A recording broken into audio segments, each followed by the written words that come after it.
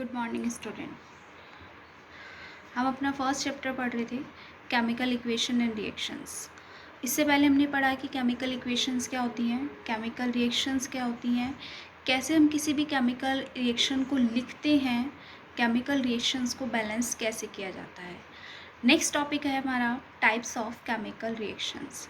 इसमें सबसे पहला हमारा आता है कॉम्बिनेशन रिएक्शंस। नाम से ही आपको क्लियर होगा कंबाइन करना यानी कि जोड़ना, यानी कि ऐसी रिएक्शंस जहाँ पर टू और मोर रिएक्टेंट कंबाइन करते हैं और एक सिंगल प्रोडक्ट फॉर्म करते हैं। ऐसी रिएक्शंस को हम क्या बोलते हैं? Combination reactions. फॉर एग्जाम्पल्स, बहुत सारे एग्जाम्पल्स हमारे पास हैं। जैसे हम एक एग्जाम्पल लेते हैं कि अगर हम कार्बन और ऑक्सीजन, दो रिएक्टेंट आ गए हमारे पास, एक आ गया कार्बन एंड एक आ गया ऑक्सीजन। कार्बन एंड ऑक्सीजन दोनों को कंबाइन करते हैं तो हमारे पास क्या बनता है? CO2, कार्बन डाइऑक्साइड, जो कि क्या है हमारी ये रिएक्शन? बर्निंग ऑफ कोल, यानी कि कोयले का जलना। ठीक है। इसी तरीके से दूसरा एग्जाम्पल हम ले लें, अगर हम हाइड्रोजन एंड ऑक्सीजन को रिएक्ट कराते हैं तो क्या बनता है? वाटर बनता है, H2O, formation of water.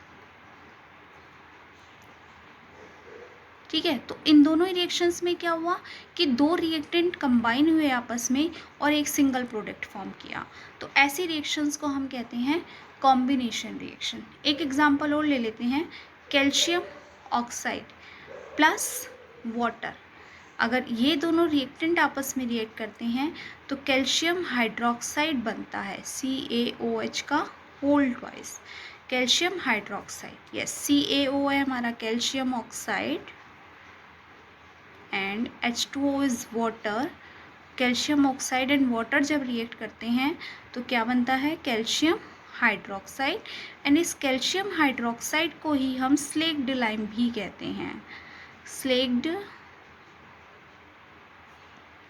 Lime. Plus यहाँ पे बहुत ज़्यादा अमाउंट में हीट भी इवॉल्व होती है। एग्जाम्पल आप सब ने देखा होगा, आपने अपने घरों में देखा होगा, जब वाइट वॉश होती है तो जो हम चूना होता है, कैल्शियम ऑक्साइड जिसे हम बोलते हैं, चूने में जब हम पानी डालते हैं तो बहुत ज़्यादा अमाउंट में हीट निकलती है और जो बाद में हमारे पास बचता है वो बचता है हमारे पास कैल्शियम हाइड्रोक्साइड, जिसे हम कहते हैं स्लेक्ड लाइम, यानी कि बुझा हुआ चूना। क्लियर।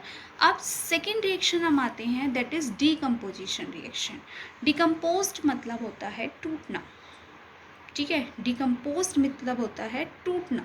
तो नाम से क्लियर है कि जब कोई एक सिंगल प्रोडक्ट दो या दो से ज़्यादा प्रोडक्ट्स में डिकम्पोज्ड हो जाएगा, यानी कि टूट जाएगा, तो ऐसी रिएक्शंस को हम क्या कहेंगे? Decomposition reaction.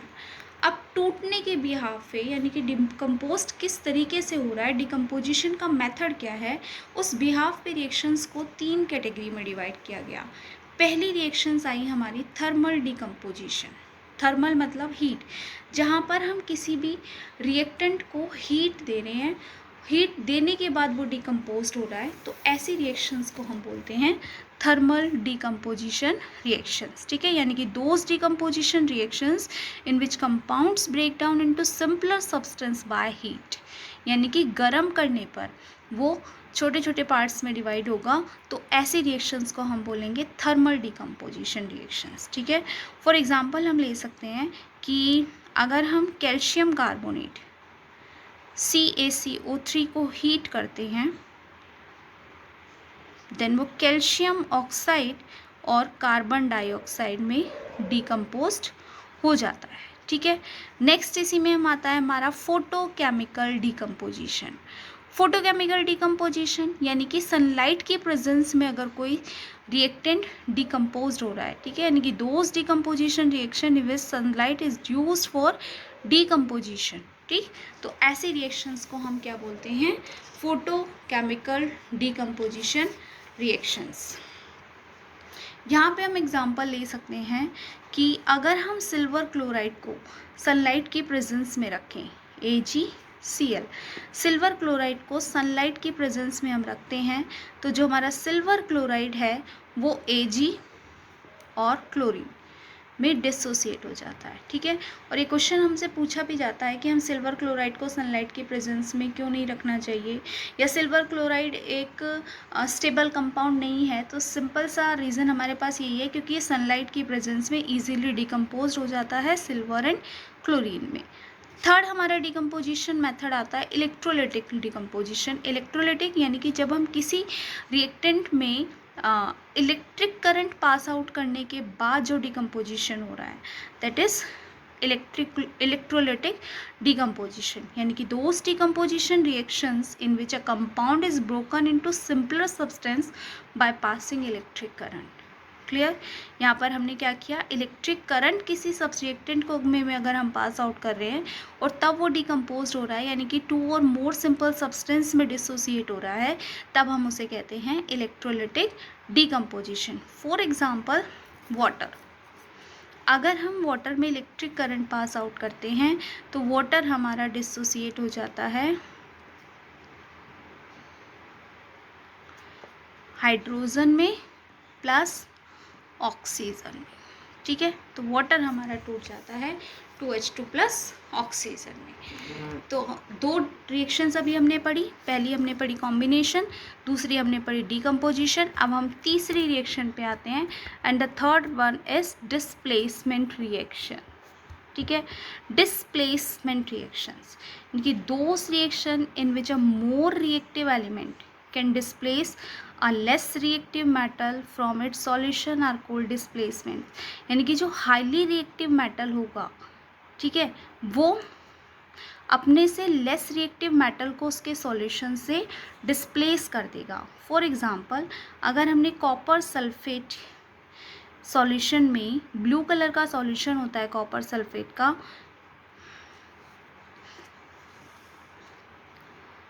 ब्लू कलर, ठीक है। अगर हमने इस ब्लू कलर कॉपर सल्फेट के सॉल्यूशन में कोई आयरन नेल डाल दी तो इसका कलर चेंज हो जाता है और ये बन जाता है फेरस सल्फेट प्लस कॉपर, और ये होता है ग्रीन इन कलर। कुछ ब्राउन कलर भी हो सकता है, ग्रीनिश कलर भी हो सकता है ये, ठीक है। तो हुआ क्या यहाँ पे, अब हमें कैसे पता चलेगा कि कौन सा मेटल हाईली रिएक्टिव है, कौन सा लेस रिएक्टिव है। तो इसके लिए हमारे पास ये रिएक्टिविटी सीरीज़ है, जिसमें सबसे ऊपर पोटेशियम है जो कि एक हाईली रिएक्टिव मेटल है, ठीक है। पोटेशियम है, sodium, calcium, magnesium, aluminium, zinc, iron, tin, lead, copper, mercury, silver and gold. Clear. ये सीरीज़ है, ये हम 3rd चैप्टर में भी आगे पढ़ेंगे, रिएक्टिविटी सीरीज़, जहाँ पे हम इसे डिटेल में पढ़ेंगे। अगर अभी हम इस सीरीज़ में इस रिएक्शंस के लिए देखें तो Fe जो है, Fe कॉपर से ऊपर है, यानी कि कॉपर से ऊपर है, यानी कि Fe हमारा क्या है, हाईली रिएक्टिव मेटल है। तो इस हाईली रिएक्टिव मेटल ने लोअर रिएक्टिव मेटल को उसके सॉल्यूशन से हटा दिया और खुद जाकर वहाँ पर अटैच्ड हो गया। तो क्या बन गया, FeSO4 प्लस Cu, जिसकी वजह से सॉल्यूशन का कलर भी चेंज हो गया। यहाँ पे इसी बिहाफ पे रीजनिंग क्वेश्चन भी पूछ लिया जाता है कि कॉपर सल्फेट में का जो ब्लू कलर है, जब हम उसमें आयरन नेल डालते हैं तो वो चेंज हो जाता है। क्यों?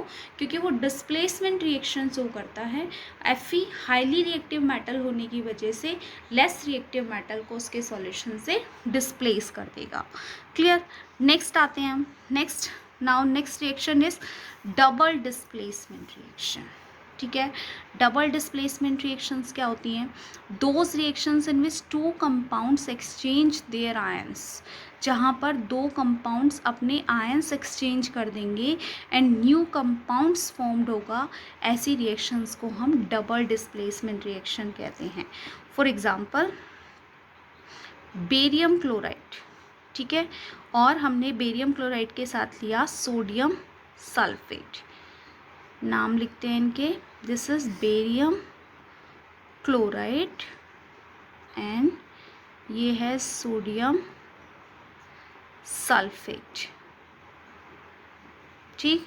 यहाँ पर बेरियम क्लोराइड और सोडियम सल्फेट में क्या होगा कि बेरियम अपना आयन यानी कि क्लोरीन सोडियम के साथ एक्सचेंज कर देगा।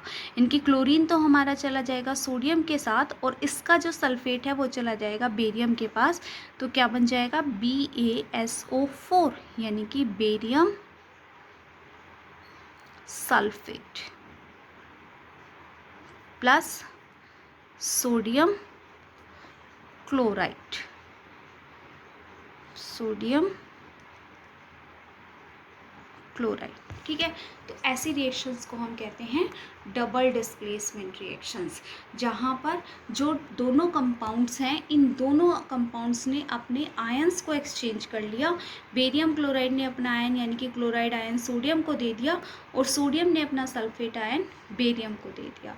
तो ऐसी रिएक्शंस को हम बोलते हैं डबल डिस्प्लेसमेंट, जहाँ पर दोनों ओर से एक्सचेंज हुआ है, ठीक है। नेक्स्ट रिएक्शन आती है हमारी प्रेसिपिटेशन रिएक्शंस। इस पर भी क्वेश्चन पूछ लिया जाता है, बहुत ज़्यादा डिटेल में ये एनसीईआरटी में है नहीं, बट फिर भी समटाइम्स क्वेश्चन इस पर आ जाता है, ठीक है। तो प्रेसिपिटेशन रिएक्शंस क्या होती हैं?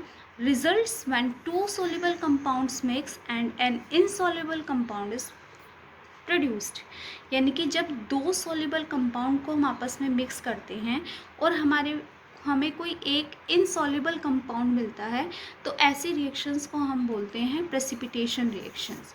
फॉर एग्जांपल AgNO3 ले लें, सिल्वर नाइट्रेट का एक्वस सॉल्यूशन। एक्वस सॉल्यूशन का मतलब है वाटर सॉल्युबल, ठीक है, वाटर में सॉल्युबल है इसीलिए। प्लस हमने लिया NaCl, ये भी हमारा वाटर सॉल्युबल एक्वस सॉल्यूशन। जब हम इन दोनों को मिक्स करते हैं तो हमारे पास बनता है AgCl और NaNO3। अब यहाँ पे जो ये AgCl बनाना, ये सॉलिड बनता है। सॉलिड मीन्स इनसॉल्युबल, ठीक है, और ये बनता है हमारा एक्वस सॉल्यूशन। तो इस रिएक्शंस को, इस तरह की रिएक्शंस को हम कहेंगे प्रेसिपिटेशन रिएक्शंस, कि जहाँ पर हम दो सॉल्युबल सब्सटेंस को मिक्स करते हैं और हमें एक इनसॉल्युबल सब्सटेंस मिलता है, ठीक। Next type of reaction is neutralisation reaction. Neutral मतलब क्या, कि एसिड बेस रिएक्शंस भी कहते हैं हम न्यूट्रलाइजेशन रिएक्शंस को। इन रिएक्शन में एसिड और बेस रिएक्ट करते हैं और सोल्ट फॉर्म करते हैं प्लस वाटर, ठीक है। सॉल्ट जिस HCl, एक्वस सॉल्यूशन लिया हमने, this is acid plus NaOH, ये भी वाटर सॉल्युबल है, दिस इज बेस। जब ये दोनों रिएक्ट करते हैं देन फॉर्म्ड होता है NaCl, सॉल्ट, ठीक है। अब इस सॉल्ट में ना तो एसिड के प्रॉपर्टीज़ हैं ना बेस की प्रॉपर्टीज़ हैं, तो ये हमारा क्या है, न्यूट्रल सब्सटेंस है। तो इन रिएक्शंस को हम एसिड बेस रिएक्शंस भी कहते हैं, जहाँ पर एसिड और बेस आपस में रिएक्ट करते हैं and salt and water formed करते हैं, ठीक है। ये कंपाउंड आयनिक कंपाउंड्स होता है, इसमें ना तो एसिड की प्रॉपर्टी होंगी ना बेस की प्रॉपर्टी होंगी, यानी कि एसिड और बेस आपस में न्यूट्रल हो गए, उदासीन हो गए। तो इस टाइप्स की रिएक्शंस को हम क्या कहते हैं, न्यूट्रलाइजेशन रिएक्शंस। क्लियर। आज की इस वीडियो में हम यहीं तक पढ़ेंगे, आगे के टाइप्स ऑफ रिएक्शन हम अपनी नेक्स्ट वीडियो में पढ़ेंगे। बच्चों, आपको नाम के साथ साथ रिएक्शंस को समझना है, क्योंकि ज़रूरी नहीं कि आपसे पूछा जाए कि व्हाट इज़ डबल डिस्प्लेसमेंट। आपको एग्जाम्पल दे दिया जाएगा और पूछा जाएगा right the name of the reaction, या ये कौन सी रिएक्शन है, नाम लिखिए, ठीक है। तो आपको मेथड को समझना है कि कॉम्बिनेशन में क्या है, डिकम्पोजिशन में क्या है, डिस्प्लेसमेंट में क्या है, डबल डिस्प्लेसमेंट में क्या करा, प्रेसिपिटेशन में क्या हुआ है, न्यूट्रलाइजेशन में क्या हुआ है। Clear? Okay, thank you students.